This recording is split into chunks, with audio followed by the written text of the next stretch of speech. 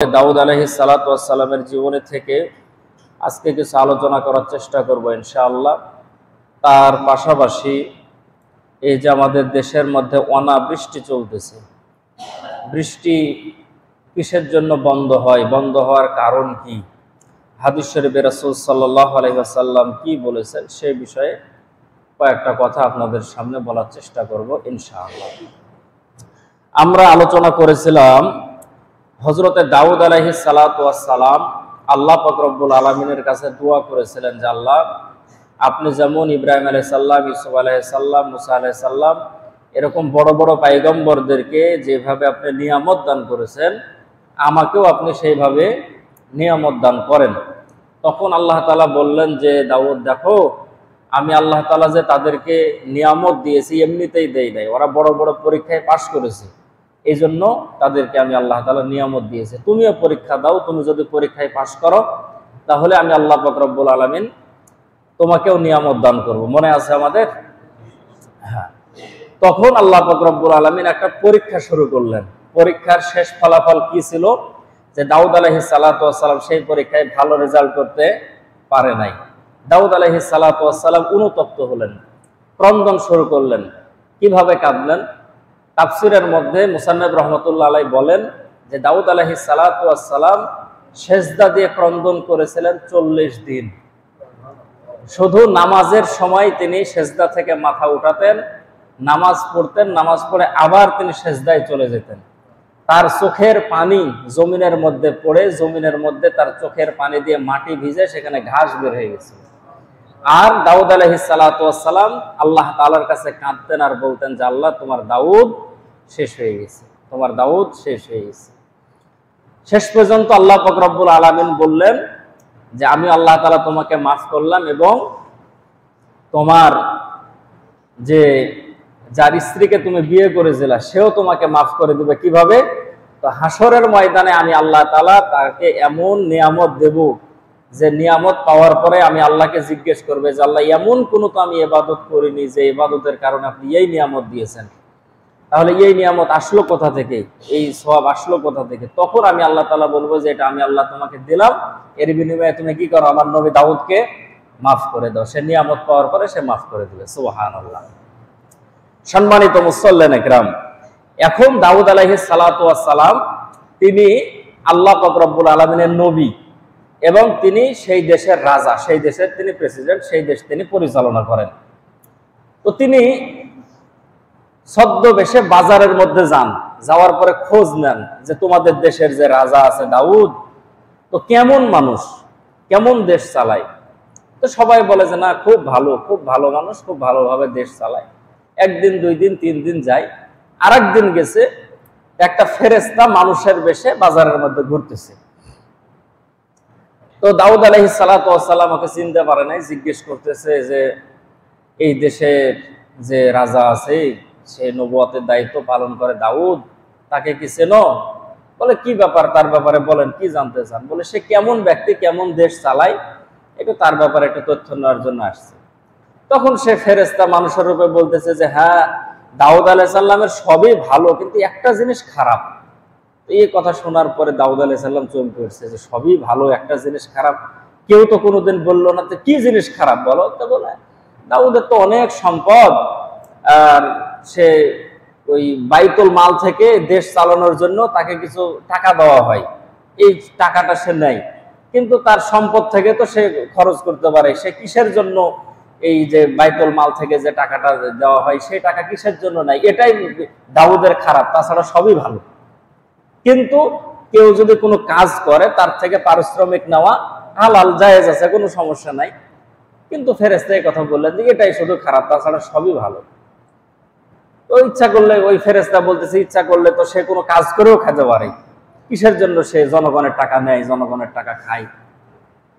দাউদ আলাইহিস সালাতু ওয়াস সালাম সেখান থেকে আসার পরে তিনি বন্ধ করে দিলেন যে না, আমি রাষ্ট্রীয় কোষাগার থেকে আর কোনো ধরনের ভাতা আমি গ্রহণ করব না। তিনি বন্ধ করে দিলেন এবং তিনি জীবনের শেষ মুহূর্ত পর্যন্ত আর সেই সরকারি কোষাগার থেকে 1 টাকা তিনি আর গ্রহণ করেন নাই। সুবহানাল্লাহ। তখন তিনি আল্লাহ তাআলার কাছে দোয়া করলেন যে আল্লাহ, আমার দেশের জনগণ তো এই কথা বলে যে দাউদের সবই ভালো, কিন্তু সরকারি কোষাগার থেকে টাকা নাই, এই টাকা নেওয়া তো হারাম না, তাহলে আমি টাকা নিব না, আমি নিষেধ করে দিয়েছি, টাকা আমি গ্রহণ করব না। তাহলে আপনি আমাকে এমন কিছু শিক্ষা দেন, এমন কিছু শিখাই দেন যার দ্বারা আমি রোজগার করতে পারি, এরকম কিছু আমাকে শিখাই দেন। তখন আল্লাহ পাক রব্বুল আলামিন বললেন যে দাউদ যাও, তোমাকে একটা মুজিজা দিয়ে দিলাম, সেটা হলো তুমি হাতের ভিতরে লোহা নিবা, তো লোহাটা সঙ্গে সঙ্গে মমের মতো গলে যাবে, আর এটা তুমি যে আকৃতি দিবা সেই আকৃতি হবে।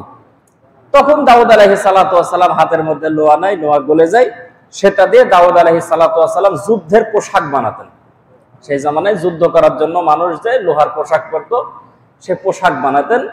তাফসীরের মধ্যে লেখেন যে উনি প্রতিদিন 2টা 3টা, এমনও দিন যেত যে 4টা পোশাক বানাতে পারতেন। খুব সহজ কিন্তু কাজ না, লোহা গলায়া পোশাক বানানো খুব সহজ না।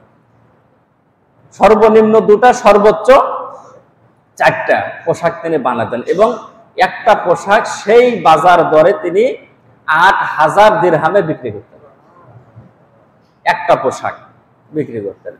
এইভাবে দাউদ আলাইহিস সালাতু ওয়াস সালাম তিনি চলতে লাগলেন। কিন্তু মানুষ যতই ভালো হোক না কেন, যেভাবেই মানুষ দেশ পরিচালনা করুক, সমাজ পরিচালনা করুক, রাষ্ট্র পরিচালনা করুক, মানুষ যখন কোনো দায়িত্বে থাকবে তখন আর ভুল হবেই, এটাই স্বাভাবিক কথা। যে কোনো কাজ করে না, কথা বলে না, আর কোনো ভুল নাই, চুপচাপ বসে থাকে। আর যে কাজ করে, যে কথা বলে, তার ভুল হয়। কিন্তু কাজের ব্যাপারে যদি কাজ আপনার সঠিক হয়, ভালোভাবে যদি করেন, তারপরেও ভুল ভ্রান্তি হবে, এটাই স্বাভাবিক, সতর্কতার সাথে করা।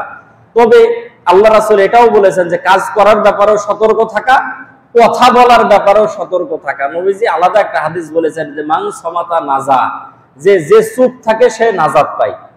দেখতেছেন যে মানুষ এখানে বসে থেকে আড্ডা মারতেছে, খারাপ গল্প করতেছে, আপনি ওই জায়গা থেকে চলে আসলেন, বা এমন একটা মজলিস, যেই মজলিসে আপনাকে থাকাই লাগবে, মানুষ অনর্থক গল্প করতেছে, কথা বলতেছে, ওই জায়গায় আপনি চুপ থাকলেন। রাসূল সাল্লাল্লাহু আলাইহি সাল্লাম বলেন যে চুপ থাকলো সেই নাজাত পেয়ে গেল। কারণ আপনার কথার ফাঁকে কোন কথা বের হয়ে যাবে, যার কারণে আপনার গুনাহ হতে পারে। এই জন্য চুপ থাকলে আল্লাহ রাসূল সাল্লাল্লাহু আলাইহি সাল্লাম বলেন যে সে নাজাত পেয়ে গেল। তবে এখানে আরেকটা কথা আছে, আপনি দেখছেন যে একটা অন্যায় কাজ হয়েছে, আপনি দেখছেন যে একটা খারাপ কাজ হয়েছে, আপনি এখন মনে করলেন যে রাসূল বলেছেন যে চুপ থাকলো সে নাজাত পেল, আমি কোনো কথা বলবো না, আমি এখানেও চুপ থাকবো। বিষয়টা কিন্তু এরকম না। অন্যায় যদি আপনি দেখেন, কোনো অসামাজিক কাজ যদি আপনি দেখেন, তাহলে আপনার যতটুকু ক্ষমতা আছে সেই বলে আপনি বাধা প্রদান করবেন। যদি আপনার হাত দিয়ে বাধা দেওয়ার মতো হয়, হাত দিয়ে বাধা দিবেন। যদি মুখ দিয়ে বাধা দেওয়ার মতো হয়, তাহলে মুখ দিয়ে, কথা দিয়ে বাধা দিতে হবে।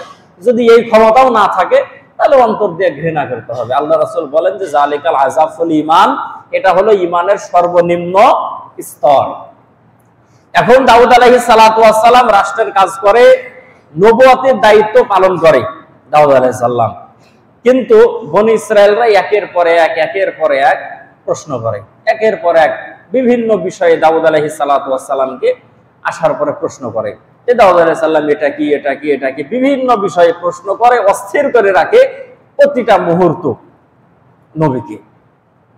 আল্লাহ পাক রব্বুল আলামিনের পক্ষ থেকে যখন ওহী আসে, তো সেই ওহী অনুযায়ী দাউদ আলাইহিস সালাতু ওয়াস সালাম উত্তর দেয়। এখানে একটা কথা, যে আল্লাহ পাক রব্বুল আলামিন এর কাছে যখন দাউদ আলাইহিস সালাম দোয়া করলেন যে আল্লাহ আপনি আমাকে এমন কিছু শিখায় দেন যার দ্বারা আমি আমার পরিবার পরিচালনা করতে পারি, আমি আমার সংসার চালাতে পারি, রাষ্ট্রীয় কোষাগার থেকে কোনো টাকা যাতে না নিতে হয়, এরকম কোনো শিক্ষা আমাকে দেন। আচ্ছা, আল্লাহ তাআলা তো ওই সময় তো বলতে পারতেন যে ঠিক আছে, আতর তসবিহ আর জায়নামাজের একটা দোকান তুমি দাও, কওমের লোকেরা তোমার কাছ থেকে কিনবে, এটাও তো বলতে পারতেন। ঠিক আছে, তোমাকে এতগুলো স্বর্ণ দিয়ে দিলাম, এটা বিক্রি করে দাও। এরকম কি কাজ দিয়েছেন? লোহা গলায়া সেটা দিয়ে তুমি যুদ্ধের পোশাক বানাও, আর তুমি এগুলো বাজারের মধ্যে বিক্রি করো।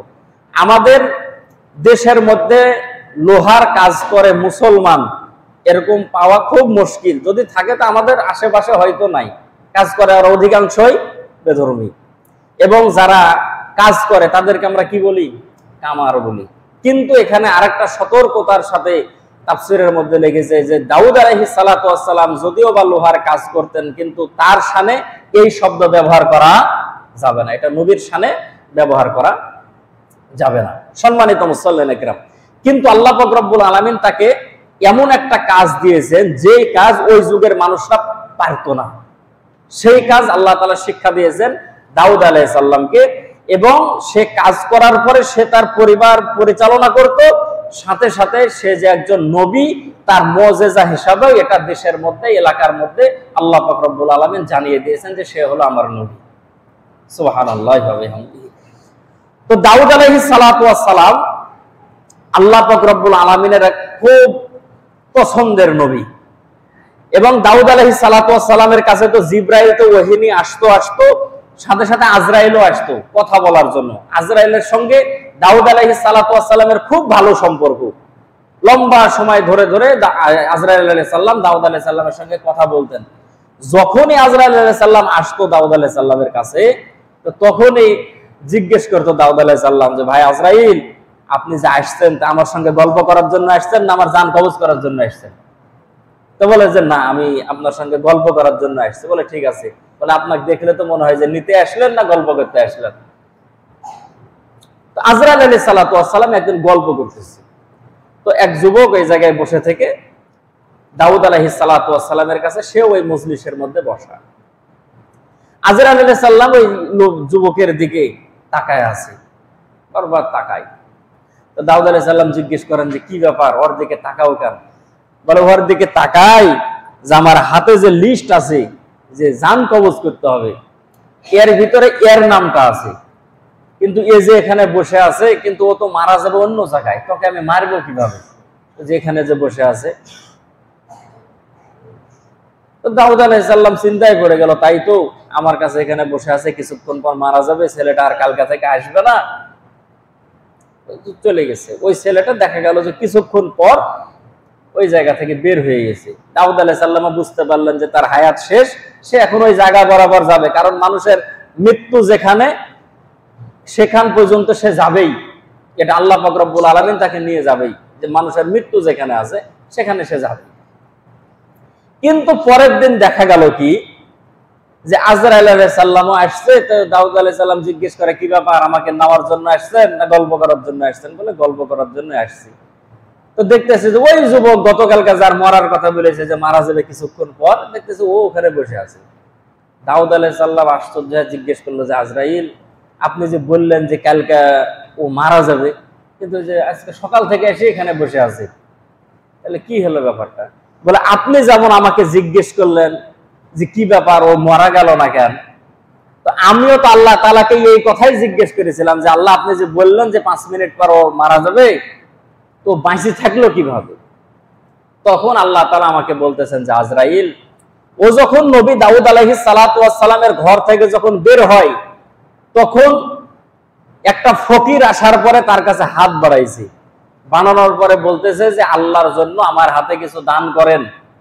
তখন সে তার পকেট থেকে টাকা বের করে দান করেছে। কত টাকা ছিল ওটা সে দেখে নাই, তার পকেটের ভিতরে ছিল 6 টাকা। কয় টাকা? পকেটের ভিতরে ছিল 6 টাকা, সে দান করে দিয়েছে। সে কত টাকা দান করেছে তুমি আজরাইল তুমিও জানো না, যে দান করেছে সেও জানে না, শুধু আমি আল্লাহ দেখেছি যে সে 6 টাকা দান করেছে আর ফকিরের হাতে 6টা টাকা পড়েছে। সে যখন কিছু টাকা পেয়েছে, তো সে আল্লাহ তাআলা আমার কাছে দোয়া করতেছে যে আল্লাহ তাআলা তোর হায়াতের মধ্যে বরকত দিক, তোর হায়াতের মধ্যে আল্লাহ বরকত দিক। আর আজরাইল শোনো, আমি আল্লাহ দিলে তো একের বদলে 1 দেই না, একের বদলে কমপক্ষে 10 দেই। এই জন্য 6 টাকা দান করেছে, আমি আল্লাহ পাক রব্বুল আলামিন তার 60 বছর হায়াত বাড়াই দিয়েছি।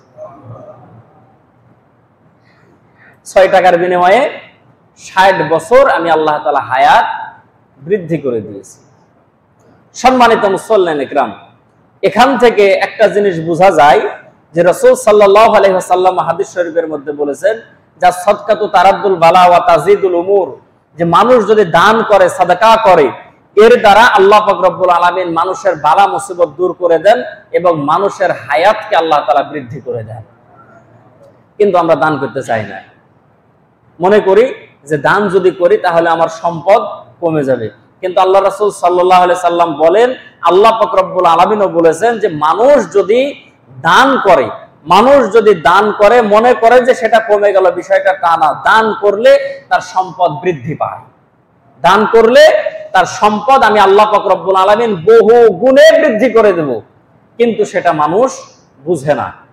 আল্লাহ তাআলা বলেন যে মানুষ যদি আমার জন্য দান করেন, তা আমি তার দান আমি আল্লাহ পাক রব্বুল আলামিন সেই দানের বিনিময়ে তার নিয়ামতগুলোকে বহু গুণে আমি আল্লাহ তাআলা বৃদ্ধি করে দিই। সম্মানিত মুসল্লিন ইকরাম, এখন হযরতে দাউদ আলাইহিস সালাতু ওয়াস সালাম এলাকার ভিতরে দিনের কাজ যখন করেন, বনি ইসরাইলের লোকেরা আসার পরে বলল যে নবী দাউদ, কিয়ামত সম্পর্কে কিছু বলেন দেখি, যে কিয়ামত কবে হবে, কিয়ামতের আলামত কি, কি হাসরের ময়দানে কিভাবে বিচার হবে, হিসাব নিকাশ কিভাবে হবে, এটা একটু বলেন। তো দাউদ আলাইহিস সালাতু ওয়াস সালাম আল্লাহ পাক রব্বুল আলামিনের পক্ষ থেকে ওহীর অপেক্ষায় থাকলেন, যে কোন সময় ওহী আসে সেই ওহী অনুযায়ী তাদেরকে দিবে, কিন্তু তারা থামে না। দাউদ আলাইহিস সালাতু ওয়াস সালাম এক পর্যায়ে বললেন যে তোমরা থামো, সামনে যে ঈদ আসতেছে, একটা আনন্দের উৎসবের যে একটা দিন আসতেছে, তাদের যে উৎসবের দিন ছিল, এই যে উৎসবের যে দিন আসতেছে, এই উৎসবের দিনে তোমাদের প্রশ্নের উত্তরটা দিয়ে দেবো, সেই পর্যন্ত তোমরা থামো। সবাই লোকজন বাড়িতে চলে গেল, যে ঈদের মাঠে যাওয়ার পরে আনন্দ যেখানে হবে, উৎসব যেখানে হবে, সেখানে যাওয়ার পরে দাউদকে ধরবো, যে কিয়ামতে হাসরের ময়দানে আল্লাহ বিচার কিভাবে করবে, কিয়ামত কিভাবে হবে, কিয়ামতের কয়েকটা আলামত বলেন, এটা জিজ্ঞেস করব। কিন্তু তাদের যে উৎসবের যে দিন ছিল, তার 2 দিন আগে তাদের এলাকার মধ্যে একটা খুব ধনাঢ্য ব্যক্তি ছিল, খুব সম্পদশালী ব্যক্তি ছিল। সেই ব্যক্তির 60 বছর ধরে সে একটা গরু লালন পালন করে, বড় ধরনের একটা গরু। সেই গরুটা সেই তাদের আনন্দের যে দিন, তার 2 দিন আগে সেই গরু হারাই গেছে। পুরা এলাকার মধ্যে মাইকিং হয়েছে, পোস্টারিং করে দিয়েছে যে গরু হারাই গেছে, কেউ গরুর খোঁজ দিতে পারে না। শেষ পর্যন্ত দাউদ আলাইহিস সালামের কাছে যাওয়ার পরে বলল যে বলেন, আপনি কওমের নবী, আপনি আল্লাহ তাআলার সঙ্গে কথা বলেন, আমার গরু কোন জাত আছে একটু খুঁজে দেন। দাউদ আলাইহিস সালাম বলল যে আল্লাহ নবুয়তি দিয়েছে তোমার গরু খুঁজে দেওয়ার কারণে, কি বেকায়দার কথা, ওর গরু হারাইছে, এখন দাউদ আলাইহিস সালামকে এখন গরু খুঁজে দিতে হবে, যে গরু আমার ওর গরু কোথায় আছে। দাউদ আলাইহিস সালাম বলল যে ঠিক আছে, তোমরা যাও, আল্লাহ তাআলার পক্ষ থেকে এটারও কোনো একটা ফায়সালা হবে, তুমি জিজ্ঞেস করেছো, কোনো একটা ফায়সালা হবে। সেই এলাকার মধ্যে যাওয়ার পরে ঘোষণা দিল যে শোনো, আমার যে গরু হারায় গেছে, ওর গলার মধ্যে মোটা স্বর্ণের চেন দেওয়া ছিল, ভালো ভালো মানুষ যে খাবার খায় এরকম ভালো ভালো খাবার তাকে খাওয়ানো হতো। সে ঘোষণা দিল যে আমার গরু যে খোঁজ করে এনে দিতে পারবে, তাকে আমি এমন সম্পদ দান করব, যে সম্পদ সে কোনোদিন কল্পনা করে নাই যে এত সম্পদ সে পাবে, এরকম অঢেল সম্পদ আমি আল্লাহ তাআলা আমি তাকে দান করব, অঢেল সম্পদ আমি দান করব। ওই লোক ঘোষণা দিল। এখন বনি ইসরাইল সবাই নিজের কাজ কাম যা ছিল, মানুষের কাজ করবে কথা দিয়েছে, সব কাজ, খেজুরের বাগানের কাজ ছাড়িয়ে দিল, জমির পানি সেচার কাজ বাদ দিয়ে দিল, যে এগুলো করার দরকার নাই, শুধু গরুটা বাইর করি, তাহলে আমাকে আর ধরে কে। এখন সবাই গরু খোঁজার জন্য যায়, কোনো জায়গা তার গরু পায় না। ওই এলাকার মধ্যে একটা মহিলা বসবাস করত, বৃদ্ধা মহিলা, যার স্বামী ছিল না, তার একটা সন্তান ছিল, সন্তানটা অসুস্থ, তাকে নিয়ে একটা তাবু টাঙ্গায় সেই জায়গার মধ্যে সে বসবাস করত। গভীর রাত্রে সে আল্লাহ পাক রব্বুল আলামিনের কাছে সে মহিলা দোয়া করে আর বলে, আল্লাহ, আমাকে কর্ম করে খাওয়াবে এরকম কোন মানুষ বেঁচে নাই, আমার স্বামী মারা গেছে, ভাই মারা গেছে, বাবা মারা গেছে, যে সন্তান, সে সন্তান অসুস্থ, কাজ করতে পারে না, আমি কিভাবে আমার জীবন যাপন করব, কিভাবে আমার জীবন চলবে, আপনি একটু আমার কিছু ভালো কিছুর ব্যবস্থা করেন। রাত্রের বেলা তাহাজ্জুদের নামাজ কালাম পড়ে ইবাদত বন্দেগী করে জিকির আজগার করে ঘুমাইছে।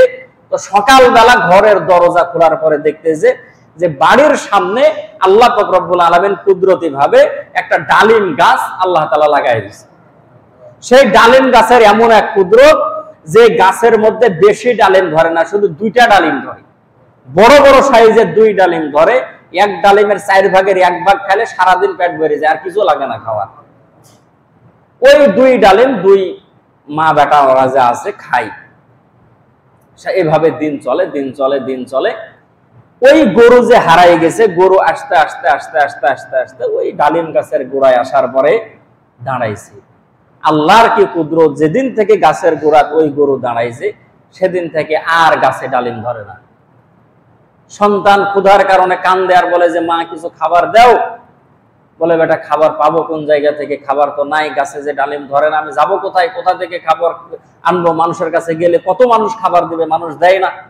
1 দিন 2 দিন 3 দিন যখন যায়, তো সন্তানের কান্না দেখার পরে গরু তার জবান দিয়ে মানুষের মতো কথা বলে। সুবহানাল্লাহ। এখন এই সমস্ত কথাগুলো শুনলে যে গরু কথা বলতে পারে, ঘোড়া কথা বলতে পারে, হরিণ কথা বলতে পারে, এগুলো শুনলে কিছু কিছু মানুষ আছে যে হাসে, বলে যে এটা কি কথা হলো, যে গরু কথা বলবে। কেন বিশ্বাস হয় না? যে গরুকে আমরা জীবনে কথা বলতে দেখিনি, এই কারণে আমাদের বিশ্বাস হয় না। টিয়া পাখির যদি জীবনে কথা বলতে না দেখতাম তাহলে এটাও বিশ্বাস হতো না যে টিয়া পাখি কথা বলে। কিন্তু টিয়া পাখি যেহেতু কথা বলতে আমরা দেখেছি, এই জন্য বিশ্বাস হয় যে দুই চারটা কথা সে বলতে পারে। আল্লাহ পাক রব্বুল আলামিন যদি চায় তাহলে পৃথিবীর মধ্যে এমন কোন মাখলুকাত নাই যে মাখলুকাত কথা বলবে না, কাজ করবে না, সবগুলোই আল্লাহ তাআলার গোলাম। আল্লাহ তাআলা সবকিছুই পারেন। সে তার জবান খুলে গেছে মানুষের মতো, সে মহিলার দিকে ডাক দিয়ে বলতেছে যে শোনেন, আমি আপনাদের জন্য হালাল, আমাকে জবাই করেন, আমার গোশত আপনারা খান, কোনো সমস্যা নাই। কিন্তু বৃদ্ধা মহিলা বলে যে না, এটা করা যাবে না, কার না কার গরু এখানে আসছে। কিন্তু ওই বাচ্চাটা ডাক দিয়ে বলতেছে যে মা, সে নিজে বলতেছে যে আমি তোমাদের জন্য হালাল, আমাকে জবাই করেন, আমার গোশত খান, কোনো সমস্যা নাই, জবাই করতে সমস্যা কি? বৃদ্ধা মহিলা বলেন যে একটা গরু, বড় হৃষ্টপুষ্ট গরু, এই গরু জবাই করতে কমপক্ষে তো 10-12 জন লোকের দরকার, কিন্তু না, আমি একটা ছোট্ট ছুরি নিয়ে গেছি, তো গরু আস্তে করে তার মাথাটা হালাই দিয়েছি, আমি জবাই করেছি, গোশত যতটুকু পেরেছি চামড়া ছলানোর পরে গোশত নিয়েছি, রান্না করেছি, আমরা চলতেছি। সেই জায়গায় আল্লাহ পাক রব্বুল আলামিন কুদরতি ভাবে সেই গোশতকে ফ্রিজার করে দিয়েছেন, নষ্ট হয় নাই। সুবহানাল্লাহ। ইলহাম হয়েছে যে মহিলা শোনো, তোমার যখন খাবারের প্রয়োজন হবে এই গরু থেকে তুমি গোশত গ্রহণ করবা, এখান থেকে তুমি খাবা। এক মহিলা, কোন মহিলা? ওই বনি ইসরায়েলদের এক মহিলা খুঁজতেছে যে গরু কোন জায়গায় পাওয়া যায়, গরু যে হারাই গেছে, মেলা পুরস্কার পাওয়া যাবে। আস্তে আস্তে আস্তে আস্তে আস্তে আস্তে দেখতেছে এই জায়গায় একটা গরু জবাই করা আছে, দেখতেছে যে গরুর মাথাও আছে। তো বললো যে আমি খুব গরিব মানুষ, আমাকে কি একটু গোশত দেবেন না? তো বলতেছে যে একটু কেন, আপনার যা দরকার নিয়ে যান। কে বলতেছে? ওই বাড়ির বৃদ্ধা মহিলা, যে আপনার যা দরকার আপনি নিয়ে যান, একটু নিবেন কেন, আপনার বাড়ির যতজন সদস্য আছে আপনার যা দরকার এখান থেকে আপনি কাটিয়ে নিয়ে চলে যান। ও গোশত ব্যাগ ভরে নেওয়ার পরে বলতেছে যে গরুর মাথাটা একটু দেওয়া যাবে না? তাহলে এতগুলো গোশত নিলেন, মাথাও নেবেন, তো যান, মাথা কি করবো, নিয়ে চলে যান। মাথাও নিয়ে গেছে। মাথা নিয়ে যাওয়ার পরে ওই মোড়লের কাছে গেছে, যেই মোড়লের গরু, যাওয়ার পরে বলতেছে যে এই যে দেখেন আপনার গরু তো আর জিন্দা নাই, এই মহিলা তো জবাই করে খাইয়ে ফেলছে, কিন্তু মাথা দিলাম, পুরস্কারটা দেন। জিন্দা গরু আনতে পারেনি, কি হয়েছে, মরা গরু তো খোঁজ দিয়েছি, আপনি দেন। বলে ঠিক আছে, তোমার পুরস্কার দেওয়া হবে, কিন্তু আমার গরু এই দাউদ নবীর জামানাত জবাই করে খাই নিল, এটার হিসাব কি নবীকে দিতে হবে না? সবাই মিলে, লোকজন মিলে দাউদ আলাইহিস সালামের কাছে হাজির, যে নবী আপনি যে বললেন যে গরু বাহির করে দিবেন, আপনি কেমন নবী, আপনি দেশ চালান, আর আপনার এই দেশের ভিতর আমার গরু আর একজন জবাই করে খাই নাই। তখন দাউদ আলাইহিস সালাম ওই বৃদ্ধা মহিলাকে ডাকলেন, তার সন্তানকে ডাকলেন, ডাকার পরে বললেন যে ঠিক আছে, তোমাদের বিচার হবে, মানুষের খাইছো, কোমর পর্যন্ত পুঁতে তোমাকে মারি ফেলে দেওয়া হবে, পাথর মারি হত্যা করা হবে। বৃদ্ধা মহিলার পক্ষে ওই সন্তানকে বললে যে দেখো, আমি তো বললাম যে গরু খাওয়া যাবে না, তোমার কারণে জবাই করলাম, এখন তো জান চলে যায়, কি করবো, কিছু নাই। যখন কাজ শুরু করবে, যখন সন্তানকে আর তার মাকে যখন হত্যা করবে, এমন সময় হযরতে জিবরাইল আলাইহিস সালাতু ওয়াস সালাম হযরতে দাউদ আলাইহিস সালাতু ওয়াস সালামের কাছে এসে উপস্থিত হলেন। বলেন সুবহানাল্লাহ। আসার পরে বলতেছেন যে নবী দাউদ শোনেন, যে গরু জবাই করে খেয়েছে বৃদ্ধা মহিলা, এটার মালিক ওই বৃদ্ধা মহিলাই। বলে তাই নাকি? বলে হ্যাঁ, তবে এই কথা আপনি এখন প্রকাশ করবেন না। যেই লোক আপনার কাছে নিজের গরু বলে দাবি করেছে, ওকে আপনি একটু জিজ্ঞেস করেন তো যে গরু কার, ওই সিটারই বলুক যে গরুটা কার, 60 বছর ধরে যে লালন পালন করতেছে, গরুটা কার, ওর কাছ থেকেই শোনেন। ওক জিজ্ঞেস করতেছে গরু কার, চোরের মায়ের বড় গলা, আমার গরু। বলে ভালো করে বলো। বলে হ্যাঁ আমার গরু। 2 বার 4 বার সবার বলে, বলে আমারই গরু। জিবরাইল আলাইহিস সালাম বলতেছে যে আল্লাহর পক্ষ থেকে হুকুম হয়েছে, আপনি বলেন যে ওর মুখও যাতে বন্ধ হয়ে যায়, ওর চোখও যাতে বন্ধ হয়ে যায়, আর মুখও বন্ধ হয়ে যাবে, আর চোখও বন্ধ হয়ে যাবে, আর হাত অঙ্গ প্রত্যঙ্গ গুলো কথা বলা শুরু করবে। বলেন সুবহানাল্লাহ। মুখ বন্ধ হয়ে গেল, মুখে আর কথা বলতে পারে না, চোখ বন্ধ হয়ে গেছে, চোখে আর দেখতে পারে না। তার দিকে উদ্দেশ্য করে দাউদ আলাইহিস সালাম বলল যে বল দেখি এই গরুর মালিক কে? সঙ্গে সঙ্গে হাত থেকে উত্তর আসতেছে যে শোনেন, যে বৃদ্ধা মহিলা গরু জবাই করে খেয়েছে, এই বৃদ্ধা মহিলার স্বামী চলে এলাকার ভিতর সব থেকে ধনাঢ্য ব্যক্তি। যেই লোক নিজেকে নিজের গরু দাবি করতেছে, একসঙ্গে তারা যৌথভাবে ব্যবসা করত, বাণিজ্য করত, কিন্তু সম্পদের মালিক হবে এই লোভে সে তার স্বামীকে হত্যা করেছে এবং তার অর্থ সম্পদ যা ছিল সে নিজে ভোগ দখল করার জন্য সে দখল করে নিয়েছে। এই গরু এবং তার এই গরুর আগে যে মা ছিল তাকে সে দখল করে নিয়েছে। এই গরুর মালিক যে দাবি করতেছে সে না, এই গরুর মালিক হলো বৃদ্ধা মহিলা আর তার সন্তান। দাউদ আলাইহিস সালাতু ওয়াস সালাম বলল যে বৃদ্ধাকে ছেড়ে দাও, তার সন্তানকে ছেড়ে দাও, এবং যে সে মিথ্যা যে দাবি করলো, মিথ্যা দাবি করার কারণে তাকে মৃত্যুদণ্ড দিয়ে দাও। সঙ্গে সঙ্গে আল্লাহ পাক রব্বুল আলামিন জিবরাইল আলাইহিস সালামকে বললেন যে জিবরাইল, তুমি নবী দাউদকে বলো যে কওমের লোকজন এখানে সবাই আছে, এখনই প্রশ্নের উত্তর দেওয়ার সময়, সবাইকে বলো যে সাধারণ একটা গরুর বিচার, যে একজনকে আল্লাহ পাক রব্বুল আলামিন যদি এইভাবে দুনিয়ার মধ্যে কে অপরাধী একে যদি একটা নবীর মাধ্যমে আল্লাহ পাক রব্বুল আলামিন যদি দোষী সাব্যস্ত করে দিতে পারে, দুনিয়ার মধ্যে যদি তার মুখ বন্ধ করে দিতে পারে, চোখ বন্ধ করে দিতে পারে, আর তার অঙ্গ প্রত্যঙ্গ থেকে যদি কথা বের হয়, তার আঙ্গুলগুলো বলতেছে যে হ্যাঁ তার স্বামীকে হত্যা করেছি, পা বলতেছে আমি হেঁটে গেছি, সবকিছু যদি কথা বলে, হাসরের ময়দানে কিয়ামতের চিন্তা পরে করো, হাসরের ময়দানে এর থেকে কঠিন বিচার হবে। নবী দাউদ সেদিন বিচার করবে না, দাউদের যিনি মালিক আল্লাহ পাক রব্বুল আলামিন সেদিন বিচার করবে। উত্তর হয়েছে, সবাই ঠান্ডা হয়ে গেল।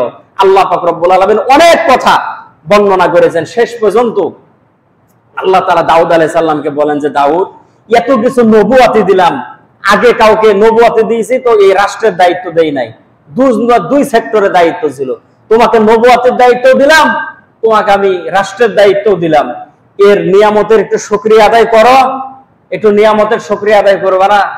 দাউদ আলাইহিস সালাম বলতেছেন যে আল্লাহ, আপনি হলেন বড় আর আমি দাউদ হলাম আপনার একজন নবী, আমি ছোট মানুষ, আমি কিভাবে আপনার শুকরিয়া আদায় করবো? আল্লাহ, যতটুকু পারি ততটুকু তো করি, কিন্তু আপনি আল্লাহ তাআলা যত বড়, আপনার শুকরিয়া আদায় করাকে আমি দাউদের এই ছোট মধ্যে কিভাবে সম্ভব? আল্লাহ, আমি তো পারবো না, কিভাবে আমি আপনার শুকরিয়া আদায় করবো? আল্লাহ তাআলা বলতেছেন যে দাউদ, তোমার অন্তরের মধ্যে যে খেয়াল হয়েছে যে আমি আল্লাহ বড় আর তুমি দাউদ ছোট, এটাকে আমি আল্লাহ পাক রব্বুল আলামিন শুকরিয়া হিসেবে ধরে নিলাম। সম্মানিত মুসল্লিয়ানে কিরাম, কিন্তু আমি তো মনে করি আমি নিজের হাতের 3.5 হাত, আমার থেকে বড় আর কে আছে? আমার থেকে বড় আর কেউ নাই। কিন্তু আল্লাহ পাক রব্বুল আলামিন বলেন যে বান্দারা, আমার নিয়ামত পাওয়ার পরে যদি নিয়ামতের শুকরিয়া আদায় করো, আমি আল্লাহ পাক রব্বুল আলামিনের শুকরিয়া আদায় করো, তো এর থেকে আমি আল্লাহ পাক রব্বুল আলামিন বহু গুণে তোমার নিয়ামতগুলোকে বাড়ায় দেব। বলেন সুবহানাল্লাহ। হাসরের ময়দানে বিচার হিসাব নিকাশ কমপ্লিট হয়ে যাওয়ার পরে জান্নাতের মধ্যে যখন জান্নাতীরা যাবে, আল্লাহ পাক রব্বুল আলামিন দাউদ আলাইহিস সালাতু ওয়াস সালামকে বলবেন যে দাউদ গো, তোমাকে এত সুন্দর সুর দিয়েছিলাম, কণ্ঠ দিয়েছিলাম, দুনিয়ার মধ্যে মানুষগুলো পাগলের মতো তোমার তাওরাত কিতাব তেলাওয়াত শুনতো, তোমার জবুর কিতাব তেলাওয়াত শুনতো, এরকম ভাবে আকাশ দিয়ে যদি পাখি উড়ে যায়, তোমার মাথার উপরে পাখি দাঁড়ায় যেত, নদীর মাছগুলো চলে আসতো, জঙ্গলের হিংস্র প্রাণীগুলো চলে আসতো। ওরে দাউদ, একটু আমার জান্নাতীদেরকে, বান্দা বান্দীদেরকে তুমি একটু তোমার কিতাব থেকে তেলাওয়াত করে শোনাও। বলেন সুবহানাল্লাহ। হাসরের ময়দানে বিচার শেষের পরে দাউদ আলাইহিস সালাতু ওয়াস সালাম জান্নাতের মধ্যে তার কিতাব, জবুর কিতাব তেলাওয়াত করে মানুষদেরকে শোনাবেন। নবী রাসূলরা স্টেজের মধ্যে বসা থাকবেন, পাগলের মতো তারা কান্নাকাটি করতে থাকবেন। মানুষগুলো বেহুশ হয়ে, অজ্ঞান হয়ে জমিনের মধ্যে পড়ে যাবে। একদিন, 2 দিন নয়, 8000 বছর। বলেন সুবহানাল্লাহ। তেলাওয়াত শোনা যাবে হাসরের ময়দানে, জান্নাতের মধ্যে দাউদ আলাইহিস সালাতু ওয়াস সালামের কণ্ঠে। সম্মানিত মুসল্লিয়ানে কিরাম, এই যে দাউদ আলাইহিস সালাতু ওয়াস সালামকে আল্লাহ পাক রব্বুল আলামিন পরবর্তীতে অনেকগুলো নিয়ামত দান করলেন, তার সন্তানকে আল্লাহ পাক রব্বুল আলামিন নবী বানিয়েছিলেন। হযরতে সুলাইমান আলাইহিস সালাতু ওয়াস সালামকে আল্লাহ পাক রব্বুল আলামিন পরবর্তীতে নবী বানালেন। দাউদ আলাইহিস সালাতু ওয়াস সালাম বাইতুল মুকাদ্দাসের ভিত্তি গড়েছিলেন, কিন্তু কমপ্লিট কাজ করতে পেরেছিলেন না। তার সন্তান সুলাইমান আলাইহিস সালাতু ওয়াস সালাম বাদবাকি কাজ কমপ্লিট করেছিলেন। কিসের জন্য? দাউদ আলাইহিস সালাতু ওয়াস সালাম আল্লাহ পাক রব্বুল আলামিনের শুকরগুজার বান্দাদের মধ্যে একজন বান্দা ছিলেন, আল্লাহ পাক রব্বুল আলামিনের কাছে আত্মসমর্পণ করেছিলেন। এখন আসে দ্বিতীয় নাম্বার কথায়, যে আল্লাহ পাক রব্বুল আলামিনের নিয়ামতের শুকরিয়া আদায় করলে আল্লাহ পাক রব্বুল আলামিন বান্দার উপরে খুশি হন। নবী মুসা আলাইহিস সালাতু ওয়াস সালামের জীবনী থেকে একটা কথা শুনেন। উনি কথা বলার জন্য যাবেন তুর পাহাড়ে, তো কিছু হরিণ আসার পরে ডাক দিয়ে বলতেছে যে নবী মুসা গো, কতদিন থেকে পানি হয় না। এই যে দেখেন জঙ্গলের ভিতরে একটা ঘাস তাজা নাই, সব মারা গেছে। এই যে গাছের পাতাগুলো দেখেন সবগুলো মরে মরে ঝরে ঝরে পড়ে যায়। ওগো নবী, একটু আল্লাহর সঙ্গে যে কথা বলবেন, একটু বলেন না কেন, আল্লাহ পানি দিবে কবে? পানি যদি না হয় আমরা হরিণরা খাবো কিভাবে? আমরা তো কূপ থেকে তুলি তো পানি খেতে পারি না, পুকুরের পানি শুকায় গেছে, নদীর পানি শুকায় গেছে। একটু আল্লাহকে বলেন যে আল্লাহ যাতে একটু করে পানি দেয়, তাছাড়া চলবো কিভাবে? আল্লাহ তাআলা কথা বলার পরে বললেন যে আল্লাহ, মুসা আলাইহিস সালাম বলতেছেন যে আল্লাহ, আপনার মাখলুক ওই যে হরিণ আমার সঙ্গে কথা বলেছে, আপনি তো জানেন তারা যে পানি চায়, কবে পানি হবে একটু বলেন। আল্লাহ বললেন যে মুসা শোনো, পানির এখন কোনো ফাইসালা নাই, পানি হবে 3 বছর পর। কয় বছর পর? 3 বছর পর পানি হবে। নবী মুসা আলাইহিস সালাতু ওয়াস সালাম যখন চলে আসে, হরিণের দল আবার ঘিরে ধরল। নবী মুসা, আল্লাহর সঙ্গে কথা বলেছেন, আমাদের কথা কি বলেছেন না ভুলে গেছেন? বলে তোমাদের কথা বলেছে। কি? বলে সংবাদ খুব একটা ভালো না। বলে কি সংবাদ বলেন দেখি? বলে পানি তো এখন হবে না, 3 বছর পানি হবে না। এই কথা শোনার সাথে সাথে সমস্ত হরিণগুলো বলতেছে আলহামদুলিল্লাহ। আপনারা বললেন না আলহামদুলিল্লাহ? এই জন্যই তো এই অবস্থা, আকাশের পানি বন্ধ হয়ে গেছে। এই কথা শোনার পরে মুসা আলাইহিস সালাম চমকে উঠলেন আর ডাক দিয়ে বলল, 3 বছর মানে বুঝিস রে? আলহামদুলিল্লাহ বলে দিলে ঝোঁকে তালে খালে কথা বললেই হয়? 3 বছর মানে বুঝিস? এখনই গাছ শুকাই গেছে, পানি নাই, 3 বছরে হাড় হাড্ডি কিছু দেখতো না। তো হরিণ গুলো ডাক দিয়ে বলতেছে যে নবী মুসা, বুঝি 3 বছর কি, এটা আমরা বুঝি 3 বছর কি, কিন্তু আল্লাহ তো বলেছে যে 3 বছর পর হবে, এরকম তো বলে নেই যে কোনোদিন পানি হবে না, তাকে বলেছে? বলে না, হবে তা বলে নেই, বলেছে 3 বছর পর হবে। আলহামদুলিল্লাহ বলবো না, কি বলবো? আল্লাহ যদি বলতো কোনোদিন দিব না, তাহলে এখানে কোনো একটা কথা ছিল, আফসোসের কথা ছিল যে কোনোদিন দিব না। 3 বছর পর কেন? 300 বছর পরে হবে তো। বলেন না সুবহানাল্লাহ। আল্লাহ যেহেতু বলেছে হবে, এই নিয়ামতের উপরে বললাম আলহামদুলিল্লাহ। বলার সাথে সাথে 3 সেকেন্ডও পার হয়নি, এমন মুষলধারে বৃষ্টি। মুসা আলাইহিস সালাতু ওয়াস সালাম কোন রকম ভিজে বাড়ি গেছে। যাওয়ার পরে আল্লাহ তাআলার কাছে সেজদা দিয়ে বলছে যে আল্লাহ, কি ধাক্কা দিলেন এই হরিণের সামনে? আপনি বললেন যে 3 বছর পানি হবে না, আর 3টা মিনিট পার হলো না, আপনি যে আকাশ থেকে পানি দিলেন। আমাকে যদি বলতেন যে পানি হয়ে যাবে এখন, এটা বললে তো ওরা খুশি হয়ে যেত। আল্লাহ তাআলা বলেন যে মুসার সিদ্ধান্ত তাই ছিল, 3 বছরে আমি আল্লাহ পানি দেব না। কিন্তু আমার এই মাখলুক গুলো যখন এই কথা শোনার পরেও বলেছে যে 3 বছর হলো তো কি হলো, আল্লাহ তো দিবে, এটা তো আল্লাহর নিয়ামত, আলহামদুলিল্লাহ। আমি আল্লাহ তাআলা 3 বছরের পানি 3 সেকেন্ডের ভিতর দিয়ে দিয়েছি। নিয়ামতের শুকরিয়া প্রত্যেকটা মাখলুকাতের ভিতরে আছে, বনি আদমের ভিতরে আল্লাহ তাআলার নিয়ামতের শুকরিয়া নাই। এজন্য আল্লাহ বলেন যে ইন্নাল ইনসানা লিরাব্বিহি লাকানুদ, মানুষ বড়ই নিমুখ হারাম, মানুষ বড়ই অকৃতজ্ঞ। আমি আল্লাহ তাআলা যতগুলো নিয়ামত দিয়েছি, এই নিয়ামতের শুকরিয়া আদায় বান্দা করতে পারে না। সম্মানিত মুসল্লিন ইকরাম, এখন আকাশ থেকে কেন বৃষ্টি বন্ধ হয়ে যায়? নবী করিম সাল্লাল্লাহু আলাইহি ওয়াসাল্লাম হাদিস শরীফের মধ্যে বলেন, সমাজের ভিতরে যখন অশ্লীলতা, বেহায়াপনা বেড়ে যায়, দেশের ভিতরে যখন গান বাজনা, বেহায়াপনা যখন বেড়ে যায়, আসমান থেকে আল্লাহ তাআলা রহমতের বৃষ্টিকে বন্ধ করে দেয়। আমাদের দেশের ভিতর কি অশ্লীলতা, বেহায়াপনা কম না বেশি? মানুষ কত দ্রুত গতিতে যে জাহান্নামের দিকে দৌড়াইতেছে, এই দিগ্রামে বসে এটা আন্দাজ করা যাবে না। শহর বাজারে যদি যান তাহলে বুঝতে পারবেন মানুষের কি অবস্থা। রমজান মাস, টাটকা রমজান মাস 11 তারিখে ঈদ করার পর 14 তারিখে এই যে পহেলা বৈশাখ পালন করলো মানুষ, হায় হায় হায় হায়, সারা রাত গান বাজনা করলো। এই দিনটা 2 রাকাত নামাজ পড়ার মতো মানুষের সুযোগ হলো না। পানি হবে কিভাবে বলে? কিভাবে পানি হবে? এই সময় আল্লাহ তাআলার কাছে আমাদের রাজশাহী অঞ্চল সহ সারা দেশে একযোগে ইস্তেসকার নামাজ আদায় করছে শুধু বৃষ্টির জন্য। যে প্রখর খরা চলতেছে, এবং কয়েকদিন আগে সাংবাদিক যে রিপোর্ট করতেছে যে আকাশ থেকে তো বৃষ্টি নাই, এই মোহনপুর থানা আর এই তানোর গোদাগাড়ি থানা বলতেছে যে 20 বছর 25 বছর পরে এই যে তল থেকে যে পানি যে টিবলে আর পানি যে ওঠে, এই পানি আর 25 বছর পর পাওয়া যাবে না। পানির লেয়ার আস্তে আস্তে আস্তে আস্তে নিচে নামতেছে। মানুষ যখন আল্লাহ তাআলার নাফরমানি শুরু করে, তখন রহমতের বৃষ্টি আল্লাহ তাআলা বন্ধ করে দেন। আজকে আমাদের সমাজের কি অবস্থা, আমাদের দেশের কি অবস্থা?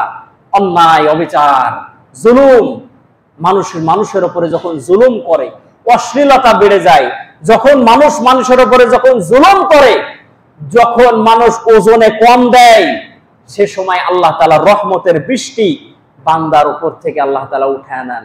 মানুষ যখন যাকাত দেওয়া বন্ধ করে দেয়, মানুষ যখন ওসর দেওয়া বন্ধ করে দেয়, আল্লাহ তাআলা বৃষ্টি দেওয়া বন্ধ করে দেয়।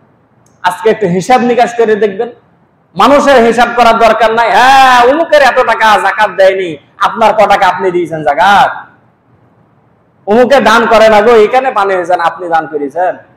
মানুষের হিসাব করার দরকার নাই, একটু নিজের হিসাবটা করতে হবে যে আমি কতটুকু করছি, আমি আমার দ্বারা কত গুনাহ হয়েছে, আমার দ্বারা কতটুকু নেক আমল হয়েছে, আমি কতটুকু আল্লাহ তাআলার শুকরগুজার বান্দা, আমি আমার কত টাকা আছে, কত টাকা যাকাত দিলাম, আমি কত টাকা দান করি, এটা আমাকে হিসাব করতে হবে। আমার ফসলের ওসর আমি কতটুকু হিসাব মতো বের করে দিই। যখন পানি হয় না তখন এসে হুজুরের কাছে বলে যে হুজুর একটু দোয়া করেন। হুজুর কেমন করে দোয়া করছেন? হুজুর পানি হয়েছে না, হুজুর একটু দোয়া করেন। ধান যখন আসে উঠে তখন এসে বলেন যে হুজুর 1000 মণ ধান পাইছি, কতটুকু ওসর বাইরে হবে একটু হিসাব করে দেন তো। এটা বলে হুজুর 100 মণ ধান পাইছি, ওসর কতটুকু হবে এটা হিসাব করে বাইরে করে দেন। এই কথা বলার মানুষ নাই। পানি হয়েছে না, এখন মৌলবি দিতে হুজুর একটু দোয়া করে দেন, হুজুর এখন দোয়া করে পানি নামাই দেবে। এত সহজ। সম্মানিত মুসল্লিন, এটা স্পষ্ট হাদিস। আল্লাহ রাসূল বলেন যখন অশ্লীলতা বেড়ে যাবে তো রহমতের বৃষ্টি বন্ধ হয়ে যাবে। মানুষ যখন ওজনে যখন কম দেবে তো বৃষ্টি বন্ধ হয়ে যাবে। মানুষ যখন যাকাত আদায় করা বন্ধ করে দেবে তো বৃষ্টি বন্ধ হয়ে যাবে। মানুষ যখন ওসর দেওয়া বন্ধ করে দেবে তো বৃষ্টি বন্ধ হয়ে যাবে। আগের মানুষ বৃষ্টি বন্ধ হয়েছে, মদিনায় বৃষ্টি হয় না, বহুত দিন থেকে বৃষ্টি হয় না। আল্লাহ রাসূল খুতবা দিতেছেন, একজন সাহাবী আসার পরে 2 হাত তুলেছে, ডাক দিয়ে বলতেছে ইয়া রাসূলুল্লাহ, বক্তব্য দিতেছেন, এই সময় কথা বলা ঠিক হলো না, কিন্তু নবী গো একটু বাইরের দিকে একটু তাকায় দেখেন তো কি খরা চলতেছে গো নবী। কলিজা শুকায় যায়, জমির মধ্যে খেজুরের গাছগুলো, বড় বড় খেজুরের গাছগুলো মারা যায়, জমির ফসলগুলো নষ্ট হয়ে যায়। ইয়া রাসূলুল্লাহ একটু দোয়া করেন না, আল্লাহ যেন রহমতের জন্য বৃষ্টি দেয়। আল্লাহ রাসূল এই বয়ানের মাঝখানে 2টা হাত আসমানের দিকে তুললেন আর বললেন যে আল্লাহ রহমতের বৃষ্টি দান করেন, আল্লাহ রহমতের বৃষ্টি দান করেন, আল্লাহ রহমতের বৃষ্টি দান করেন। সাহাবীরা বলেন যে রাসূল হাত নামাতে দেরি হলো, এমন ভাবে বৃষ্টি শুরু হলো, কোন রকম ভিজতে ভিজতে বাড়িতে আসলাম, বৃষ্টি আর বন্ধ হয় না, বৃষ্টি চলে তো চলে, চলে তো চলে, চলে তো চলে। 7 দিন আমরা সূর্য পর্যন্ত দেখতে পাইনি, এত মুষলধারে বৃষ্টি হলো মদিনায়। পরের দিন মসজিদের মধ্যে আসার পরে আরেকজন সাহাবী ডাক দিয়ে বলতেছে ইয়া রাসূলুল্লাহ, এত বৃষ্টি হয় মদিনায় তো হাঁটা যায় না, বালি পর্যন্ত গড়ে চলে যায়, পা ধরা যায় না, নবী গো একটু বৃষ্টি বন্ধের জন্য দোয়া করেন। আল্লাহ রাসূল আবার হাত তুলে বললেন যে আল্লাহ মদিনায় বৃষ্টি বন্ধ করেন, আশেপাশে যে এলাকায় বৃষ্টির দরকার বৃষ্টি দেন, এই এলাকায় বৃষ্টি বন্ধ করেন, যে জায়গায় বৃষ্টির দরকার সেখানে বৃষ্টি দেন। ও মালিক পাহাড়ের উপরে বৃষ্টি দেন, পাহাড়ের ওই পারে যারা আছে সেখানে বৃষ্টি দেন, আপনার অন্যান্য মাখলুকাত গুলো যেখানে আছে সেখানে বৃষ্টি দেন। মদিনার লোক বলল আল্লাহ রাসূল আবার হাত নামাতে দেরি হলো, তো সঙ্গে সঙ্গে বৃষ্টিও থেমে গেল, আকাশের মধ্যে সূর্য দেখা গেল। আজকে আমাদের কি অবস্থা, এত ইস্তিসকার নামাজ হচ্ছে, এটাও তো একটা লৌকিকতা। আমার কাছে মনে হয়েছে একটা লৌকিকতা যে প্রত্যেকটা এলাকায় এলাকায় ইস্তিসকার নামাজ আদায় করে একেবারে এমন ভাবে সব ক্যামেরা ট্যামেরা সবাই যে লাইভ শুরু করে দিয়েছে যে নামাজ পড়তে আসনু। লৌকিকতা, ইবাদতের ভিতরেও এখন লৌকিকতা চলছে। একেবারে দেখছে ঘাড়ে গামছা টামছা লিয়া যে মুসান ধরে চলে গেছি, আজকে পানি লিয়াই যাবো। সম্মানিত মুসল্লিন ইকরাম, আজকে হয় না। আমি আমার জীবনে এর আগেও হয়তো একবার বলেছি, ইস্তিসকার নামাজ একবার পড়েছে মুন্ডমালায়, একবার নামাজ পড়েছে ইস্তিসকার নামাজ। আল্লাহর বান্দা মারা গেছেন, মাওলানা শিহাবুদ্দিন মারা গেছেন। 3 দিন নামাজ, 2 দিন নামাজ হয়ে গেছে, 2 দিন 2 মাদ্রাসা 2 জন বড় প্রিন্সিপাল নামাজ পড়াইছেন। 3য় দিন উনি 3 দিন নামাজ পড়া সুন্নাত, আল্লাহ রাসূল সাল্লাল্লাহু আলাইহি ওয়াসাল্লাম বলেছেন। 3য় দিন উনি নামাজ পড়ানোর পরে খুতবা শেষ করার পরে দোয়া করতেছেন। তো উনি সাফাই নবাবগঞ্জের মানুষ ছিলেন, আঞ্চলিক ভাষায় উনি দোয়া করতেছেন। তো উনার মতো না, আমি আমার মতোই বলি, উনার বলার কথাগুলোর ভাষা এরকম ছিল যে বলতেছেন যে আল্লাহ আপনি যদি পানি না দেন, মুড়ের ভিতর দেখলাম কত মানুষ বসে আছে, আমরা যখন নামাজ পড়তে আসি 3 দিন ধরে নামাজ পড়ছে, ওরা নামাজ পড়ে না, মুড়ে বসে আছে। 3 দিন নামাজ পড়লাম, আপনি যদি পানি না দেন তো হরেক যা মুখ দেখাবো কিভাবে? বাড়ির যে বউ বেটি যাওয়ার পরে যে জিজ্ঞেস করবে যে তোমরা যে নামাজ পড়লা তো পানি হলো না, কিভাবে নামাজ পড়লা যে আসমান থেকে পানি হলো না? উনি আল্লাহকে বলতেছেন যে আল্লাহ মানুষের মুখ দেখাবো কিভাবে? আল্লাহ আমরা তো গুনাহগার, কিন্তু আপনি একটু দেন না পানি। পানি দিতে দিবেনই তো, পানি 10 দিন পরে হলেও তো দিবেন। আল্লাহ পানির আজকেই দেন না। আল্লাহর বান্দা হাও মাও করে কান্দি। সম্মানিত মুসল্লিন একরাম, দোয়া শেষ হতে দেরি হয়েছে তো বৃষ্টি হতে শুরু হতে দেরি হয়। আমার সচক্ষে দেখা এরকম মুখলেস ব্যক্তি পাওয়া যাবে কোথায় বলেন? যে দোয়া হাত তুলতেই দোয়া কবুল হবে, এরকম ব্যক্তি কয়জন আছে বলেন? আমি বলতে পারবো যে আমি হাত তুললে দোয়া কবুল হবে? কত শত মিথ্যা কথা বলেছি, কত শত খারাপ কাজ করেছি, কত শত কি করেছি, আমার দোয়া কবুল হবে নাকি? এরকম ভালো ব্যক্তি কে আছে যে দোয়া করলেই সাথে সাথে দোয়া কবুল হবে? এরকম মুখলেস ব্যক্তি, ভালো ব্যক্তি পাওয়া বড় দুষ্কর, পাওয়া যায় না। বড় লম্বা কথা আছে ইস্তেসকার নামাজে। তবে মানুষ যদি খালেজ দিল, ওই যে মুসা আলাইহিস সালামের ঘটনা, এই সময় আসলে সবাই বলে মুসা আলাইহিস সালাম ইস্তেসকার নামাজ পড়ার জন্য লোকজন নিয়ে আসলেন, নামাজ পড়লেন, দোয়া করে, দোয়া কবুল হয় না। আল্লাহ বলতেছে যে মুসা, তোমার ভিতরে একজন, দুইটা রিওয়ায়াত আসছে যে একজন জিনাকার আছে, আর একজন বলতেছেন যে একজন সুদলখোর আছে, উঠে যেতে বলো, যতক্ষণ না উঠে যাবে ততক্ষণ পানি হবে না, তুমি যতই দোয়া করো। মুসা আলাইহিস সালাম বললেন যে কে অপরাধী আছিস বাবা, এখান থেকে চলে যা, আসমান থেকে পানি আসো। কেউ উঠে না, কারণ কেউ তো জানে তো আমি কি গুনাহ করেছি, আমি জানে না। আমাদের আঞ্চলিক ভাষায় একটা কথা বলে যে মায়ে চিনে পাপ, মায়ে চিনে বাপ, আর মনে চিনে পাপ। বাপকে এটা মাই জানে, আর আমি কি পাপ করেছি এটা আমার মনে জানে, দুনিয়ার কেউ জানে না। যে ওই কাজ করতো সে তো বুঝতে পারলো যে আমি এই গুনাহগার, মাথা নিচু করে দিয়েছে, পানি হয় না। মুসা আলাইহিস সালাম বলতেছে দেখ, তুই যদি না উঠিস তা আল্লাহর পক্ষ থেকে কিন্তু আমি বলে নেবো যে কে বেউজ্জত করে ছেড়ে দেবে এই জায়গা থেকে। আর সবাইকে বললো যে সবাই মাথা নিচু করেন, ওই চলে যাক, যেতে দেন, দেখলে হয়তো লজ্জা পাবে, ওই ওর মতো করে চলে যাক। কেউ উঠে না। মুসা আলাইহিস সালাম এক পর্যায়ে দেখে যে আকাশের ভিতর মেঘ দেখা যায়, মুষলধারে বৃষ্টি শুরু হয়েছে। মুসা আলাইহিস সালাম বললেন যে আল্লাহ, আপনি যে বললেন যে পানি দিব না, না উঠলে কেউ তো উঠেনি, আপনি পানি দিলেন কেন? আল্লাহ বলতেছেন যে মুসা রে, যার জন্য বলেছিলাম যে পানি দিব না, তার জন্যই আমি আল্লাহ তাআলা রহমতের বৃষ্টির ব্যবস্থা করে দিয়েছি। আল্লাহ কিভাবে সম্ভব?